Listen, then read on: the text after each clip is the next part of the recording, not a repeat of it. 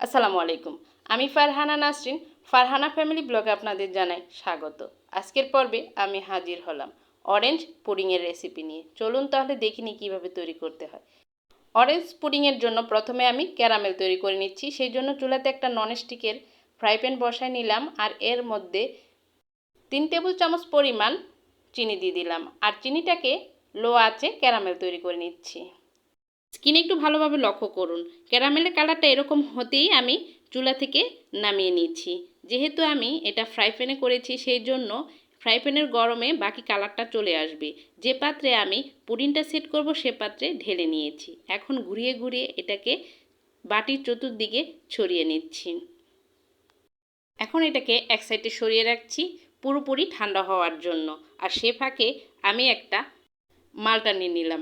মালটাটাকে চাকুর সাহায্যে টুকরো টুকরো করে কেটে নিচ্ছি। আপনারা যারা নতুন এসেছেন আমার চ্যানেলে, প্লিজ আমার চ্যানেলটি এখনই সাবস্ক্রাইব করে পাশে থাকা বেল আইকনটিতে ক্লিক করে ফেলুন। আর যদি ভিডিওটি ভালো লাগে অবশ্যই একটা লাইক দিয়ে দিবেন। আর যারা ফেসবুক পেজ থেকে দেখছেন প্লিজ পেজটিকে ফলো করে দিবেন। মালটাগুলা কেটে নেওয়া হয়ে গেছে। এখন আমি একটা বাটি নিয়ে নিলাম আর এর মধ্যে স্ট্রেনার দিয়ে মালটাটাকে চিপে রস বের করে নিচ্ছি।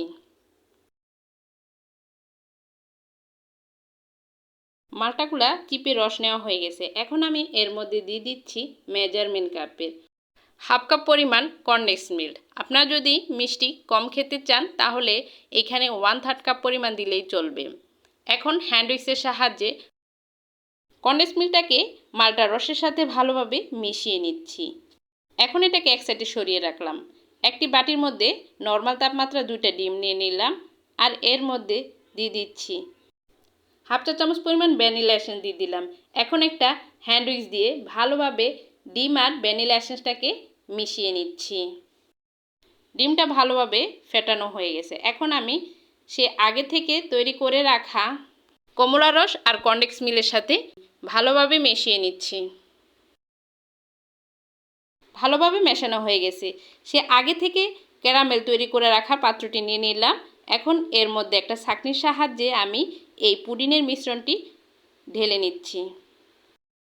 পুডিংয়ের মিশ্রণটি ঢালা হয়ে গেছে। এখন ঢাকনা দিয়ে ঢেকে এটাকে ভাপ দিয়ে নিব। সেই জন্য চুলাতে একটি পাত্র বসায় নিলাম আর এর মধ্যে একটা স্ট্যান্ড দিয়ে দিলাম। এখন এর মধ্যে দিয়ে দিব বলক তোলা গরম পানি পরিমাণ মতো। এখন এর মধ্যে আমি পুডিংয়ের মলটি বসিয়ে দিলাম আর ঢাকনা দিয়ে ঢেকে এটাকে ভাপ দিয়ে নিব 25 মিনিটের জন্য।